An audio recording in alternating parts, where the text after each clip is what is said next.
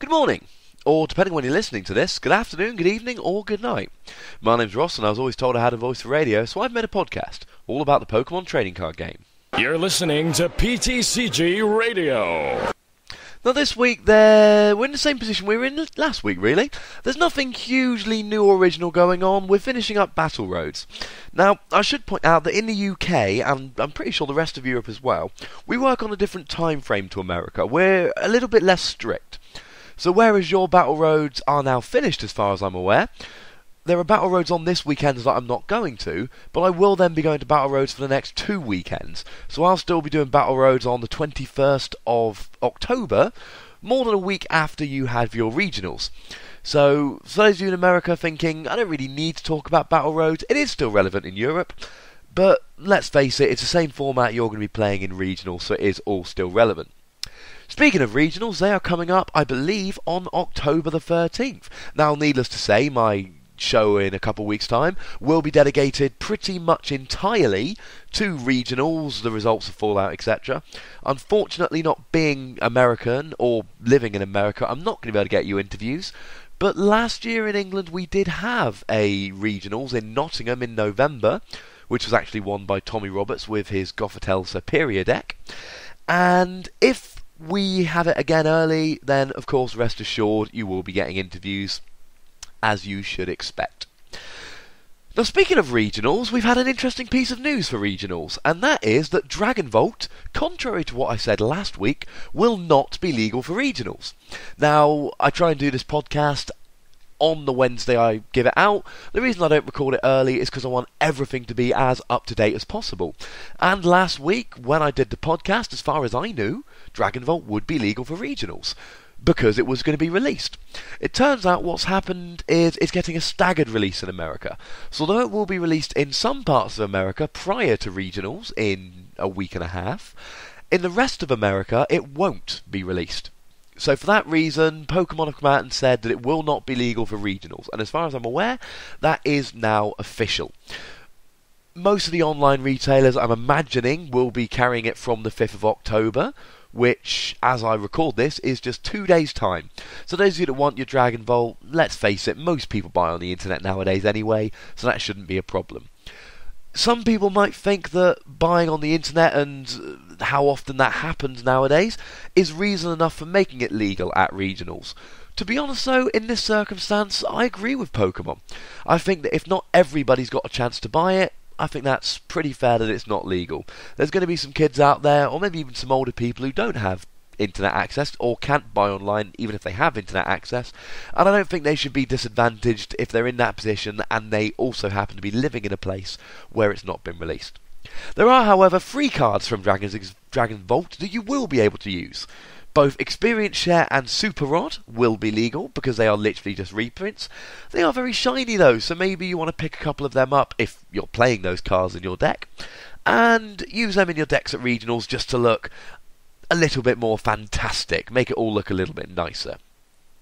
The other card that will be legal is non-EX Rayquaza. I can't really call him Secret Rare Rayquaza anymore because he's still a Secret Rare, but he's no longer exclusively a Secret Rare as of 2 days' time.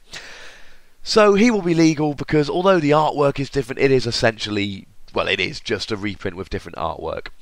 So if you want to run Rayquaza, maybe in a Rails build, or a Donk build, or in Garchomp Altaria, or whatever deck you want to run it in, that will now be much easier and cheaper to get hold of. The big news that comes out of this, of course, is that Fast Ticket will not be released and hence will not be legal for regionals. Obviously a lot of people have it, but it won't be legal. I like this, to be honest with you. I think this is a good thing because I think Fast Ticket is one of those cards that could have a really nice impact, but I think people need to get used to it. As I've predicted the last couple of weeks, I think some people are going to use it incorrectly, just chuck it in for the sake of it. And especially if it was released so close to regionals, it's far easier to make that mistake. Similarly, when the ECC happened last year, it happened, I believe, a week and a bit after Next Destinies had come out. Some people hadn't been able to get hold of Mewtwo's, a lot of other people didn't realise quite how good it was, and it happened to pretty much completely dominate the tournament in a way that if you didn't have Mewtwo's you were really at a disadvantage. and people weren't really used to it. Now, I don't think Fast Ticket will be that good, but I do like the idea that we're all going to have a nice bit of testing time before it becomes tournament legal. Now, I've been thinking a lot about Fast Ticket the last week, and thinking about the impact of it. And to be honest, I think for most decks the impact of Fast Ticket will be negligible. I think people will try putting 1 or 2 in. I mean, certainly in Japanese lists, people are putting 1 or 2 in, just to try and get 1 or 2 extra starts going first during a tournament. But I think generally it won't impact. I think the big impact it will have is in donk decks. Certainly things like your Secret Rare Rayquaza, or Tornadus EX, or Mewtwo, they can all be hitting for decent damage turn 1. I think the biggest threat we've got is Tornadus, DCE, Sky Arrow Bridge, plus power. Now that is asking quite a lot on turn 1, but if you get that turn 1, that is 70 damage. Now, first of all, that's going to take out Tynamos, but having said that, Mewtwo DCE turn 1 is quite achievable for a lot of decks, and to be blunt, it hasn't killed Eels yet. So I don't think it's going to kill Eels when we got Fast Ticket. Maybe a couple more donks per tournament, but certainly nothing to be too worried about. One thing I think could be an issue is if you can make a deck which consistently gets a turn 1 Tornadus with a plus power, then all of a sudden you can be knocking out Sableye on turn 1. Now this is far more relevant because a lot of Darkrai decks, things like Darkrai Hammers, will end up playing 6 to 9 basics. And 3 or 4 of them are going to be Sableye. And this could be donked far more easily. With Eels, you tend to play a lot more basics. The chances of starting lone Tynamo are much diminished.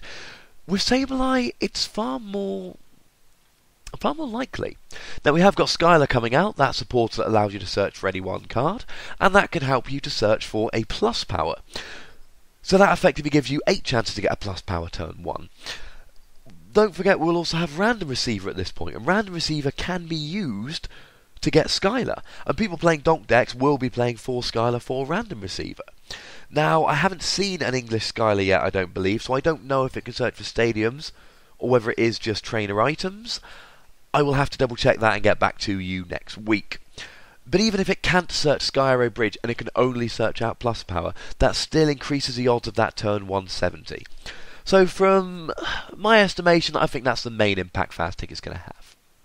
Now the other piece of news I want to tell you about is I want to give a quick shout out to Aldershot Battle Roads, which is happening on Sunday the 21st of October.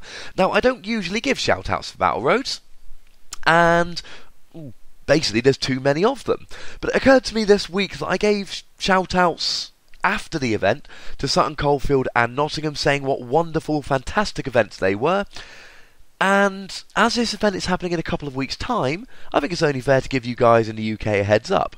Obviously, those of you not in the UK, you probably won't be travelling for this. It's a wonderful place called the Game Shop down in Aldershot. It's run by wonderful people, and unlike a lot of places in the UK, they have a decent capacity. One of the other reasons I don't bother telling you about Sutton Coldfield and Nottingham is because they're invariably fully booked. There's no point me giving them a shout out. But I went to Aldershot, a special event, a city's equivalent, near the end of last season, and it was absolutely fantastic. Good players will turn up, people like the Armsteads and the Fotheringhams and possibly people like Carl Blake and Tommy Roberts getting down. There's going to be a decent crowd, decent numbers, lots of friendly people, and a lot of competition. If you want to find out about this, it's on the official website, but if you Google The Game Shop, or even just Aldershot Pokemon, ALDERSHOT, Aldershot Pokemon, you'll find it quite easily. And if you can make it down, I would heartily recommend that you do. Certainly, I'll be going down to Aldershot that day, and it'll be lovely to see a few of you down there. Keep me company, give me a bit of competition. So what I mainly want to talk about this week, I had a really good response to my Darkrai Hydrangea discussion of a couple of weeks ago. It attracted far more comments on Pokemon Dan's YouTube channel than I usually get. And it seemed to go down quite well, so this week I'm going to do something a little bit similar. I'm going to talk about Terrakion. For the time being, I'm talking about the Noble Victories Terrakion. Now, he isn't particularly recent. He predates EXs. He's been out for quite some time. So you all know a lot about him, but again, I tend to think about Pokemon quite a lot. Those of you that know me will know that's an understatement. And it occurred to me this week that Terrakion he's almost taking over the format by stealth. People see that Terrakion is good, and people see that he's a very good Pokemon, but I'm not entirely sure people are really giving him the credit he deserves as one of the defining cards of the format. People talk about Mewtwo and people talk about Darkrai. I would argue that Terrakion is potentially as important as those cards. So let's go for the basics. He has 130 HP. Now that is key. Back when he came out, that was good because Reshiram and Zekrom didn't one-hit him. Now both Reshiram and Zekrom are now far less relevant than they used to be, but 120 is still a pretty good figure. It means that a Darkrai Night Spear for 90, and then 30 when he's on the bench, won't be enough to take him out, for instance. He has an uncommon weakness in Grass. I'll talk about how to beat Terrakion in a minute, but he has an uncommon weakness in Grass, which is an asset to him. But to be honest, let's face it, what Terrakion is used for is his typing. He is the best fighting Pokemon around. He's quite fantastic, and this is because of his fighting. And we'll get to more on that in a second. Now in terms of attacks, he's got an attack Retaliate, which for a fighting and a colourless does 30 damage, which is pretty pants. But if one of your Pokemon was knocked out by damage the previous turn, obviously it won't count if it's something like poison, if it's knocked out by damage the previous turn, it does 90 rather than 30. Now that is the magic number, because 90 times by 2, if a Pokemon is weak, is 180. And that's enough to KO, for argument's sake, a Darkrai EX. Now it also has Land Crush for 90 damage, for 2 fighting and a colourless. Now when this came out, people were basically saying he would only be used for Retaliate and that Land Crush is terrible. That's not exactly true. Land Crush is alright. On its own, Land Crush isn't very good, but I find, and I've played a lot of different decks with Terrakion in, what I find is that quite often you'll use him for a Retaliate, and then the following turn you can stick a Fighting Energy and Land Crush again. As listeners to my podcast will know, I played CMT with Terrakion at Worlds this year, got through the grinder with it, and one of the main reasons that was a good choice at Worlds was because of Terrakion. And I would very often get a Retaliate KO out of nowhere, using Celebi to attach the extra energy, and then the following turn, if my opponent couldn't take it down in one, and most Darkrai decks couldn't, I could then attach another Fighting Energy and get a second Darkrai KO the following turn, and that would pretty much end games. Now, Terrakion is fantastic against Eels and against Darkrai, and these are quite possibly the two biggest threats at the moment. That ability to one-hit KO Darkrai's is just phenomenal. Against decks that are centred around Darkrai, sometimes it will be good enough to give you the win. Even against things like Darkrai Hydreigon that have other options, that deck revolves around Max Potion, as I've said before, and if you can have something like a Terrakion one-hit KOing Darkrai's, it gives you that option to take prizes without your opponent Max Potioning to get rid of the damage, and that is a big thing. It's also fantastic, Terrakion is, against Eels. It can start killing Tynamos. That 30 damage attack will happily kill Tynamos, and then once you get Retaliating and Land Crushing for 90, you can run through almost an entire Eels deck very, very quickly. Now there are some decks like Ray Eels nowadays that can just attack with Rayquaza, and you can't one-hit him. So in theory they've gotten out there, but what you can do is just capture all their Eels and take them out and then work on Rayquaza. It is far from an auto-win, but it is certainly very, very good. I mean, you only have to look at the top 16 of Worlds this year, where Sami Sakum, having gone 7-0 with straight Darkrai, ended up playing Mewtwo Terrakion in the first round of Cut. Bad luck for him, but he came through that match and won it in the end fairly convincingly. So I'm not saying Terrakion will auto-win you Eels and Darkrai, but I am saying it will give you a huge advantage.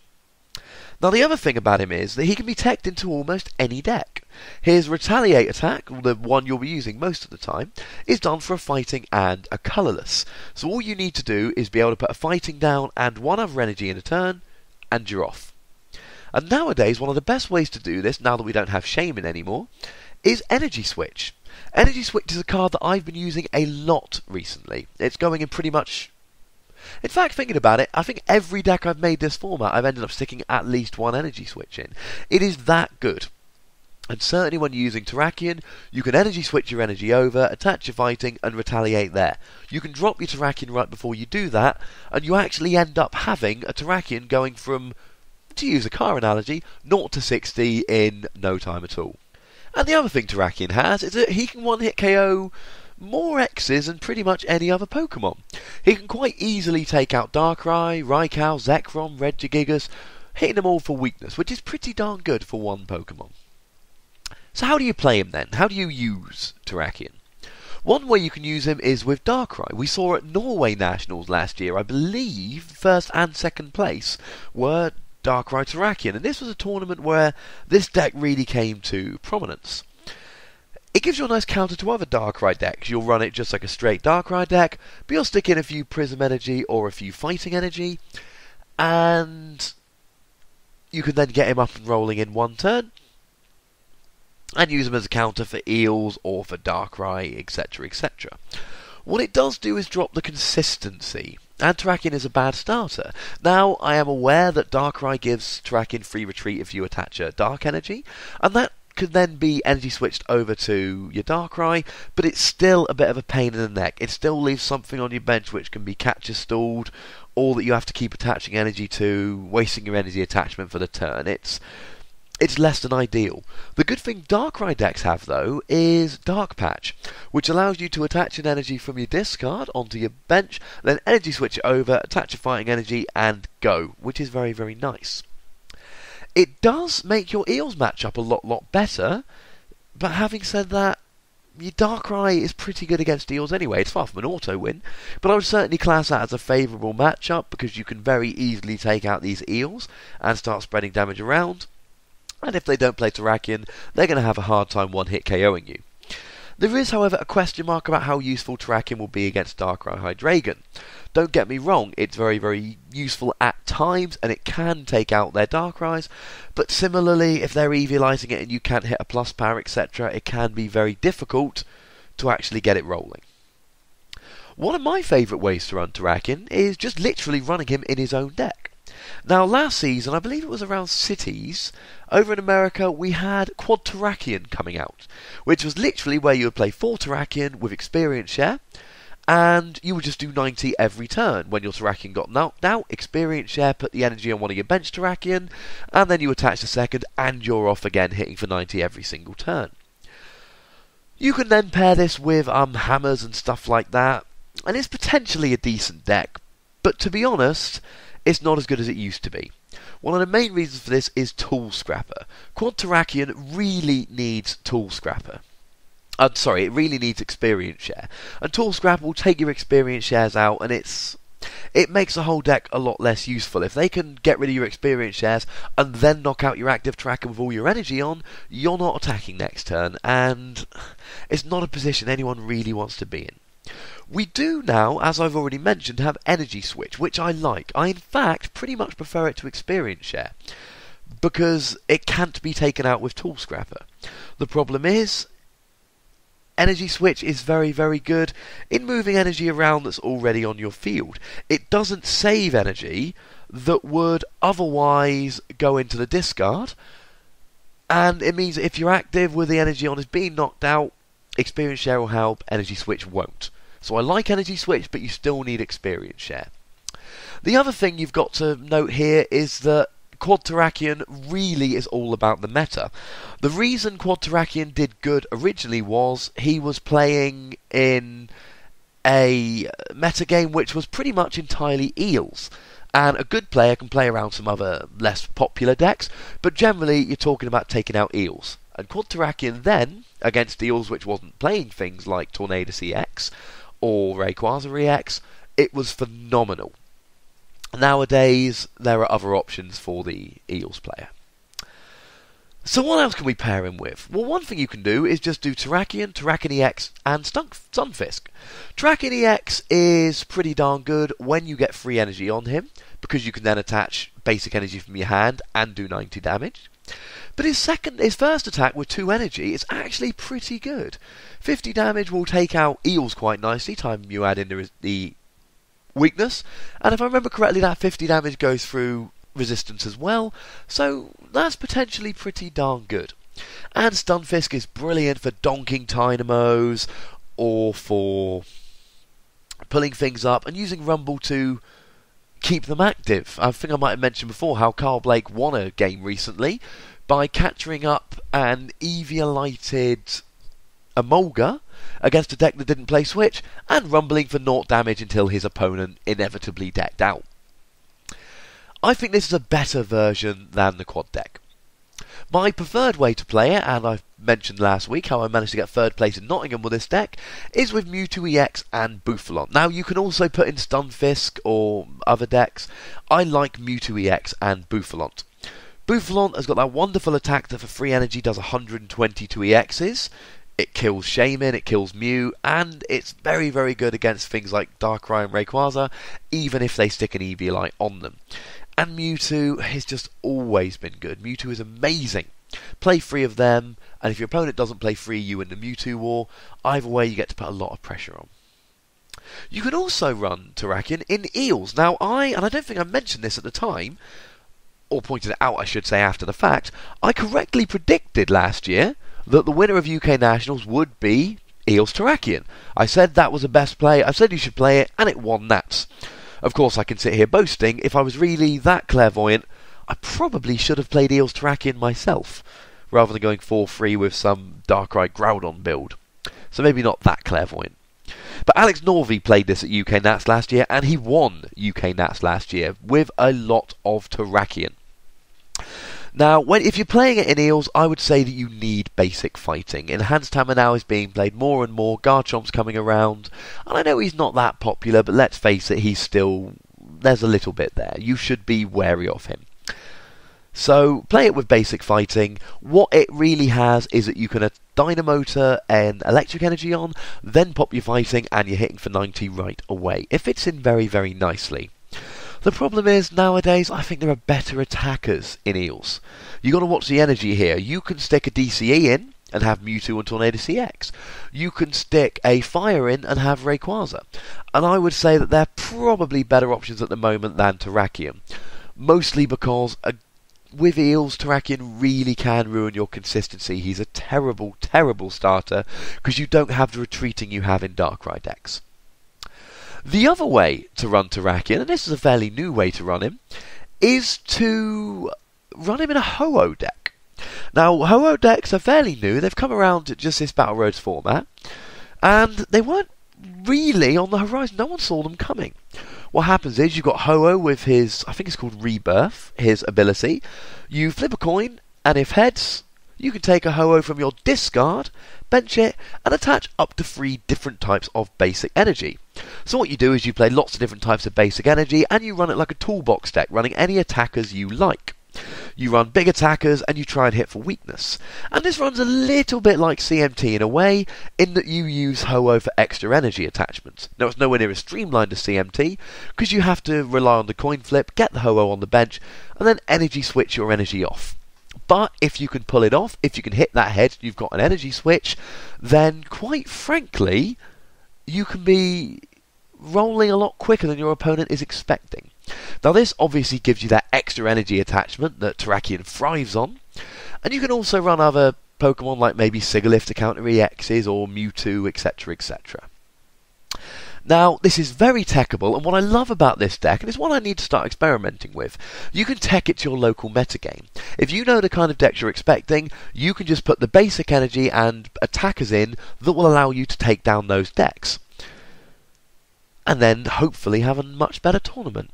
But there are bad things with this deck. Ho-Oh becomes a terrible starter, because not only do you not really want to be attacking with him, I mean, you can after a rebirth. It's nice to go from nothing to attacking for 80, if you can get 3 different types of energy on, but he's still not a great attacker. What the other problem is that it is a flip, and if you don't hit the flips, then you could end up in trouble quite quickly. I like Ho-Oh, it's something I need to play around with just a little bit more. So I've talked about why Terrakion's good, and I've talked about the kind of decks you can play him in, so now I suppose it's only fair to tell you how to beat him. Now I've identified 4 counters. Now these are not necessarily the only counters, but I think these are the most common ones or the most useful ones, and certainly if I was building a deck to beat Terrakion, I wouldn't really go outside of these 4 options.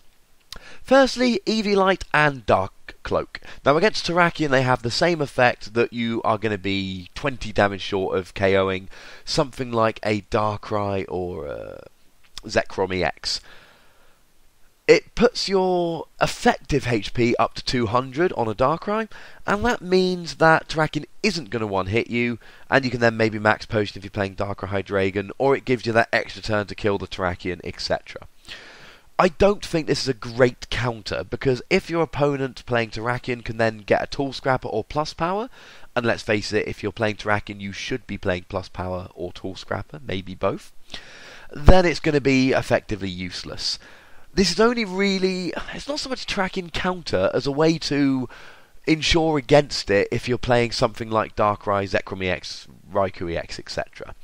It's decent, and that your opponent isn't always going to be able to have that Plus Power or Tool Scrapper, but it's not perfect. What I believe is probably the best counter is Crushing Hammer. Now there are some decks that can put 2 energy on the field in one turn, but at the moment all we've really got, until Aether comes out, all we've really got is Eels and Dark Patch. If you can take all your opponent's energy off the field, they can't even energy switch. Even if you can't take their energy off the field, most people, if they play energy switch, play 1 or 2. They're not always going to have it when they want. If you can Crushing Hammer their fighting energy or something else, and then play an N, your opponent is unlikely to get that Terrakion going next turn. Certainly against decks that don't have any energy acceleration, if you can just use Crushing Hammer and Sableye on a bit of a loop to get rid of all their energy, they're not going to be able to kill your Sableye because they won't have any energy to attack, and they're never going to get that Terrakion up and running. If your opponent is playing something like Eels or Darkrai and they play Prism, then Enhanced Hammer is just going to come and have an absolute field day. Emerging Powers Virizion. Now I mentioned him before, so I won't say too much else. For 2 grass and a colourless, he one-hits Terrakion and Terrakion EX. That's pretty darn good, but you need 2 grass energy. Even if you're playing Blend, 2 grass energy is quite a lot. And the other one is Shaman EX, and I've also mentioned him before. All you need is to let your opponent take 2 prizes, or not let them, but get to a situation where they have, and you're going to be one-hit KOing both Terrakion and Terrakion EX very, very nicely, with just a grass and a colourless. And just like Terrakion, you only need to get 2 energy on, and I've talked about the ways that can be done. So it's certainly an option, shall we say. The problem with Shaman EX, as always, is that it's got 110 HP and it gives up 2 prizes. And just to finish off my little Terrakion talk, I'm quite impressed that we've done about 20 minutes on Terrakion. To finish off my Terrakion talk, the cards that you've got to play with him. You've got to play Switch. He's got a retreat cost, I believe it's 4, and it's huge, and you need Switch. You need a minimum of 3 if you're playing Terrakion. Really, I would go for 4.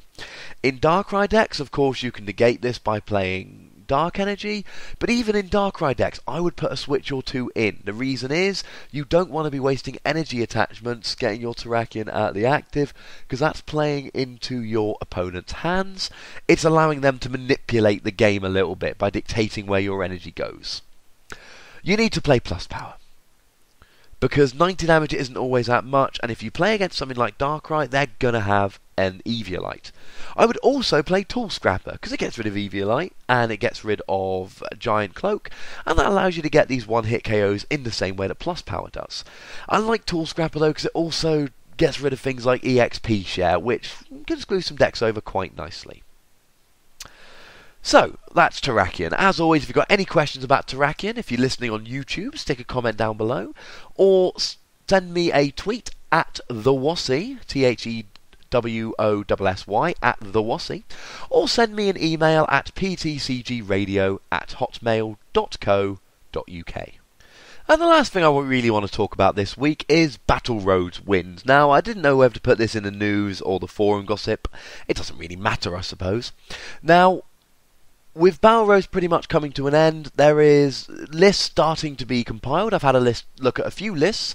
There's been ones on Pokegym, etc. The best list I've found is on thetopcut.net. Now, I would be amazed if any of you listening don't know about the Top Cut. If you do, their website is wonderful, and I have to give them a bit of credit because the information I'm taking here has been gathered by them.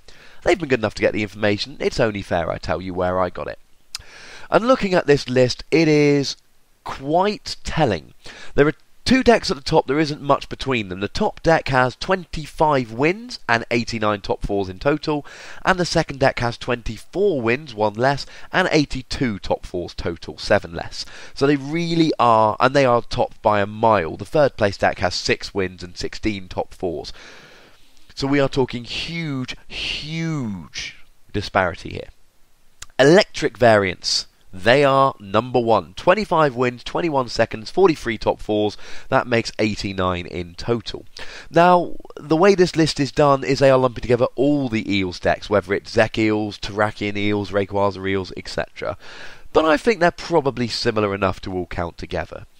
That is huge, quite frankly. I don't believe all the other decks in total... No, all the other decks in total don't even have close to 25 wins other than the deck in second place. Speaking of which, the deck in second place is Darkrai Hydreigon. That should not surprise you. I talked about how good this was. That has 24 wins, 25 seconds, 33 top 4s, and 82 total. Now, you could argue that Darkrai Hydreigon is actually number 1 because the Eel variants should be split up. It doesn't really matter how you take it. What this shows very, very clearly is that Eels and Darkrai Hydreigon are the winningest decks. They are the decks you want to be playing if you're going to win. Now, let's not say there aren't other decks that have won. There's things like Garbodor, Mewtwo, Golurk got a win. Terrakion, Shaymin EX got a win. Registeel, Tornadus, Darkrai, Mewtwo, Boufflant got a win. Empoleon, Stunfisk, Roserade got a win. There are other decks out there winning.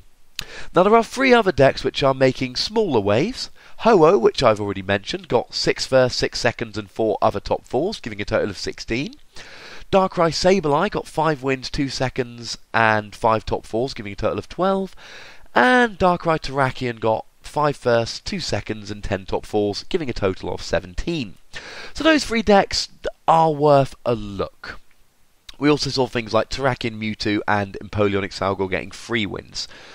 But to be completely honest with you, those results really do say it all. We've got a wide open format at the moment in some ways, in that anything can top 4, anything can win.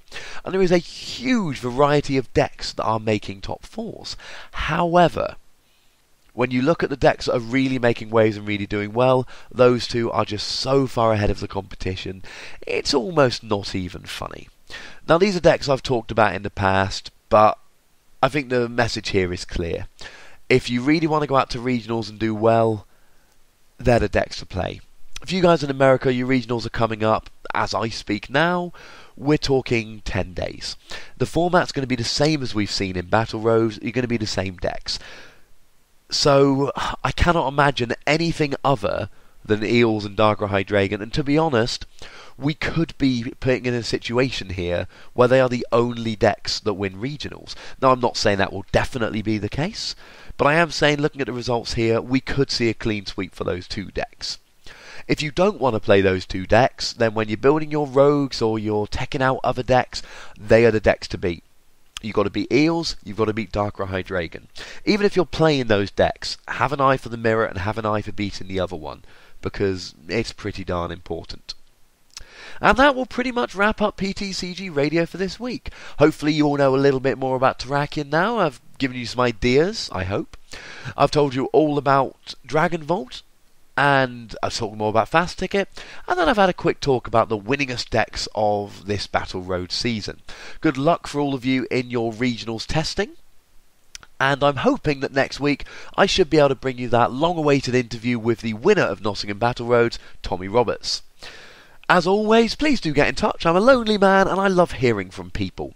So if you're listening on YouTube, pop some comments down there. If you are on Twitter, come follow me at the Wassy. Send me a tweet, say hello. I'm always open to any feedback, good or bad, from the podcast. Or if you want to send me something a little bit longer, send an email to ptcgradio@hotmail.co.uk. I do very much love getting emails. Thank you for listening. My name's Ross, and you've been listening to PTCG Radio. Well, thank you for that, Ross. It was both informative and stimulating.